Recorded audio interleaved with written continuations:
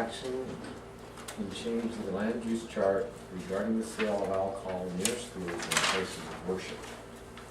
The proposed wording is, currently it says, sale of firearms and alcohol shall not be permitted within 1,000 feet of any school or place of worship.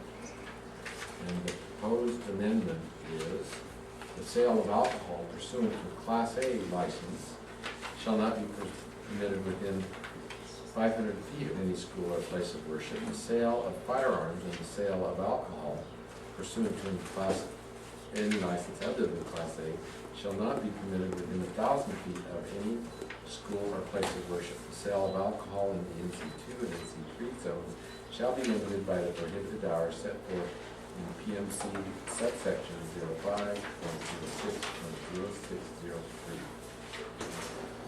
Where did this thing come from?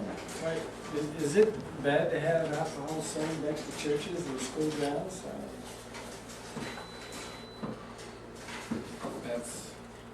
I mean, I know we've always done it, but I was just wondering, why have we done it? I think the intent in,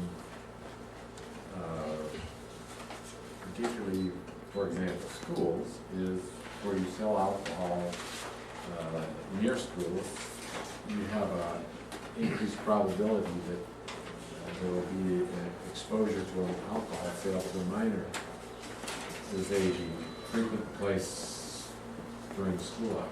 And trying to stay away from children with alcohol, guns from children, it's just something that they try to. No, you're looking. This is worship. You just bite your tongue. So 1,000 feet's gonna do it for us. Well, the change is from 1,000 feet to 500 feet. for Class A license. But I guess what I'm saying is we don't want our children to be around alcohol and firearms, and we're saying that 1,000 feet is gonna make it safe. That these kids can't walk 1,000 feet. Well, during a break for lunch or break in the school period, that's fine. At least during the recess break, that's what I true. Well, it's only 2/10 of a mile. That's not very far. I guess it's fairly standard in most areas I know it to is. have 1,000 feet. So I'm wondering, why do we want to change? You mean down to 500? Yeah, Well, that was what crossed my mind. I was curious about that, what triggered that. I know what triggered it. Yeah, it's Maverick is too close to the church. Oh, is that it? But if that's the only reason, that's not an adequate reason in my mind. Did you measure from the pulpit? No, it's not.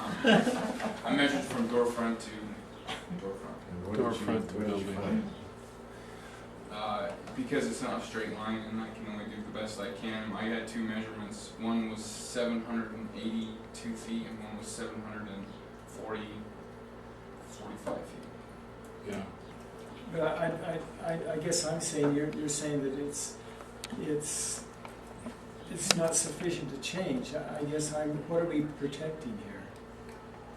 Is there anything that we're protecting from Well, part of the problem is the city issued a permit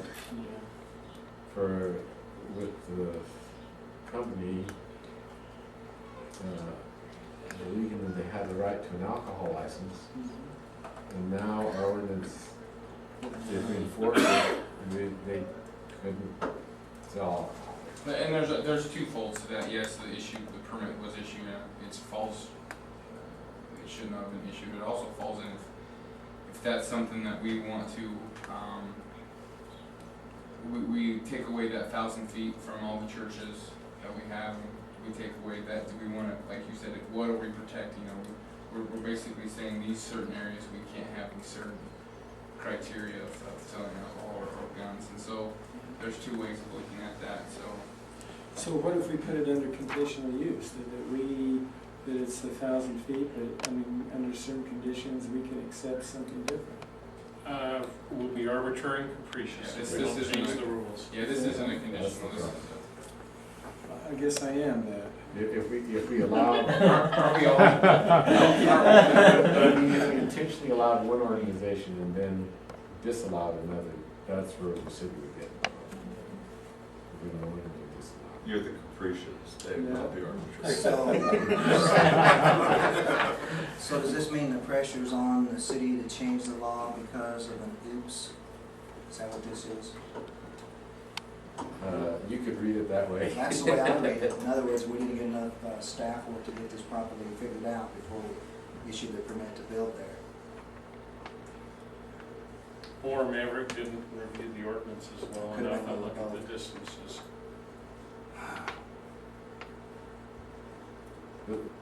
The options, none of the options are really great. So does that mean that if we don't change it, then Maverick won't locate there? They're Can't already move there. it. They're already there. They're opening on the They're 16th. opening next week. Does that mean they won't sell beer? They'll sell it and they hope no one goes and knocks on their doors? I think we'll be I'm sued. not, Because we gave them a permit to do it. And what it means is no matter what action we take here, we're gonna be changed. By the city council? Yeah, I don't see how you can stop them. Well, wait, do they have a permit to sell alcohol now? That's issued No. by the state, it's not issued by, we issue that We permit, the issue the state permit. makes sure that the city builds the ordinance, the city makes the requirements, the state makes sure that the Maverick follows the city ordinances, and then they have that ordinance in place, issued through the city. okay.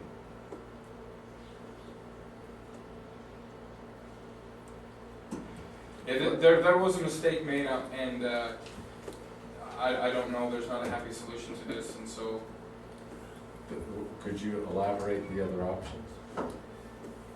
I mean, So you're saying that no matter what we do, the city council will approve this? I'm not saying that, that's not, I don't have that You say. don't, I you am, didn't say that. Well, I'm okay. staff, I'm Okay, not, you said that. I'm That's where not, my money's at. I'm not an elected official, I look at it, what's the best interest of one citizens, and what's the best interest of making this city do ordinance-wise, what's the best interest, because we wanna make sure, what's the point of having rules and structure if we're not gonna follow them, but yet, like I said earlier, with building we're gonna miss some things, we're not perfect, and some things. Nobody's, at least I'm not blaming you on that. What happens if what liability does the city have if this ordinance is not changed? I'm not an attorney, but I do feel that there was some issues and some things, what will happen is probably a litigation, from what I assume, but I'm not an attorney, I don't know. I doubt any, but Yeah. this is what, if you put yourself in a councilman's shoes, we've invited a very prominent business in Utah into our community.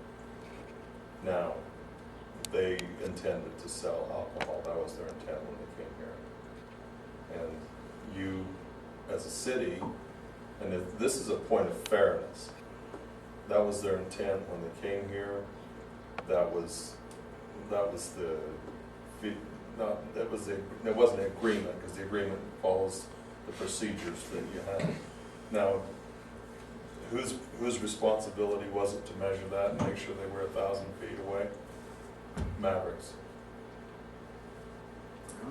You bet.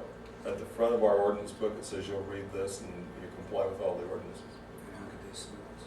They can't. That's not a point. But as a point of fairness, you have to think about this as a point of fairness.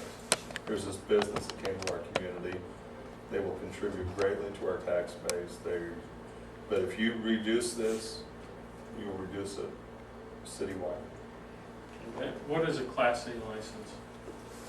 That fault, if you go back to, It's a non-consumption license. yeah, basically, You can't consume alcohol. Okay, And and then we does it limit the type or amount of alcohol? it limits the hours, it doesn't limit the type, it limits, the hours of business, from 1 o'clock to 6 o'clock. There's certain things, there is limitation, but nothing that, basically, what they said it was a off-premise consumption.